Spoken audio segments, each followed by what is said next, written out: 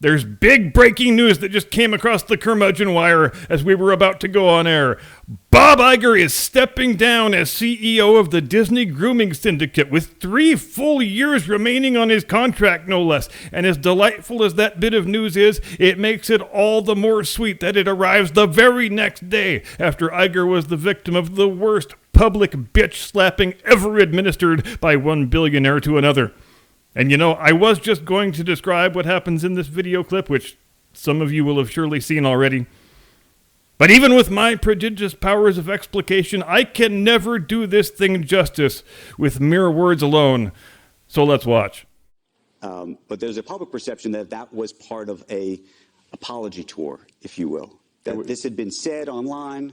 There was all of the criticism. There was advertisers leaving. We talked to Bob Iger today. I hope they stop. You hope? Don't advertise. You don't want them to advertise? No. What do you mean? If somebody's going to try to blackmail me with advertising, blackmail me with money, go fuck yourself. But go fuck yourself. Is that clear? I hope it is. Hey, Bob, if you're in the audience.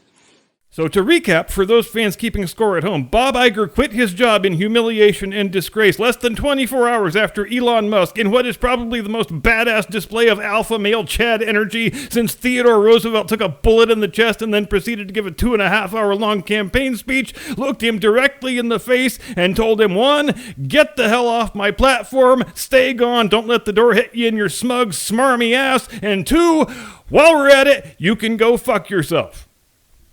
And that douchebag interviewer guy, he looked like he wanted the earth to swallow him up. He didn't have the faintest idea what to say or how to react now. The background to all this, for those of you who may not know, is a couple weeks ago, Media Matters, which is basically the online enforcement arm of the Democrat Party at this point, they cooked up a ridiculous fake bullshit story about how Twitter is supposedly overflowing with ads for neo-Nazi content. Now, what product would neo-Nazis be advertising?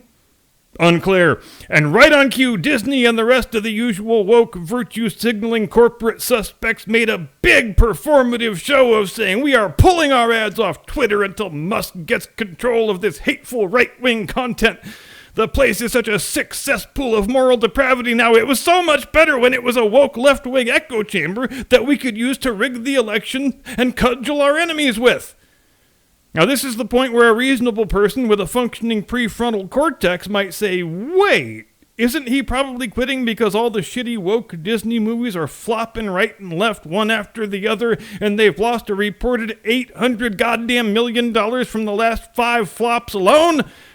And in a sane world, yes, a CEO who wrecked a company that badly probably would be impelled to resign in disgrace. But we're not in a sane world. In fact, all things being equal, Bob Iger would have been more than happy to play out his contract and leave Disney as a ruined brand and a financial 5-alarm dumpster fire, because it's not about making money for the shareholders.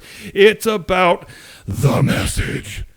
So make no mistake, Iger is quitting because he simply can't handle the fact that Elon Musk made him look like a complete and total bitch in public right to his face. And I imagine Kathy Kennedy is going to drink an extra box or 2 of red wine tonight in gleeful celebration of her nemesis being vanquished, but I suspect she's going to be following him out the door, whether it's by walking out or getting forcibly thrown out, in fairly short order. If she thinks this is a reprieve for herself, she's probably wrong, and the same goes for you, Kevin Feige. I wouldn't be giving too many high fives around the office tomorrow, is all I'm saying.